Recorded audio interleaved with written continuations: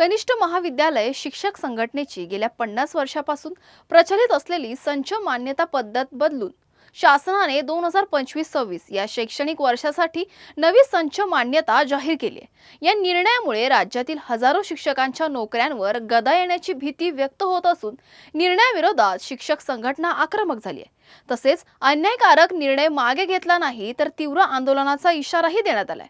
नव्या संच मान्यता धोरणामुळे राज्यातील सुमारे 12,000 शिक्षक अतिरिक्त ठरण्याची शक्यता शिक्षक संघटनांनी व्यक्त केली आहे।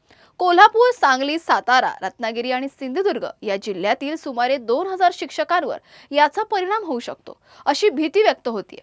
अनेक शिक्षकांच्या नोकऱ्या धोक्यात येणार असल्याचा आरोप करत शिक्षकांनी शासनाकडे पूर्वीची संच मान्यता पद्धत कायम ठेवण्याची मागणी केली आहे। या ठिकाणी आमच्या अस्तित्वाचा प्रश्न निर्माण झालेला आहे आणि जर या शासनानं आम्ही सांगतोय त्याप्रमाणे पूर्वीप्रमाणे जर संच मान्यता नाही केली तर याच्याही पेक्षा तीव्र आंदोलन, आम्ही आत्मदहनासारखं आंदोलन असेल, टक्कर आंदोलन असेल किंवा आम्ही प्राणाची आहुती देणार आंदोलन सुद्धा करायला इथं आम्ही कमी पडणार नाही। शासनानं आमची त्वरित दखल घ्यावी आणि पूर्वीप्रमाणे संच मान्यता करावी ही आमची शासनाला विनंती आहे। एकजुटीने आम्ही आज उपोषण धरणे आंदोलनासाठी बसलेलो आहोत। आमच्या 3 महत्त्वाच्या भूमिका आहेत, मागण्या आहेत। एक म्हणजे प्रचलित पद्धतीने संच मान्यता झाली पाहिजे।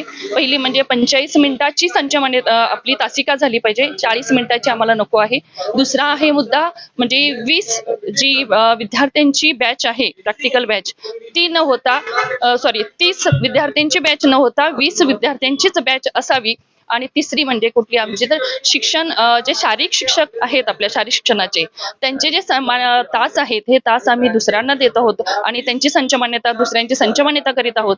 ते न होता सर्व आमच्या शिक्षक बंधू आणि भगिनींना सगळ्यांनाच सुरक्षित ठेवण्याच्या दृष्टिकोनातून प्रचलित पद्धतीने शिक्षण संच मान्यता झाली पाहिजे। आम्ही न्याय हक्कासाठी या मागण्या करतो आहोत।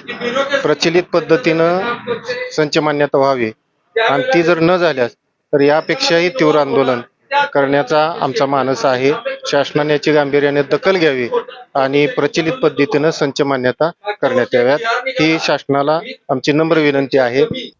शिक्षकांच्या नोकऱ्यांचा प्रश्न गंभीर बनला असून शासनाने नव्या संच मान्यता धोरणाचा पुनर्विचार करावा अशी मागणी शिक्षक संघटनांनी केली आहे। मागण्या मान्य न झाल्यास राज्यव्यापी तीव्र आंदोलन छेडण्याचा इशाराही संघटनांकडून देण्यात आला आहे।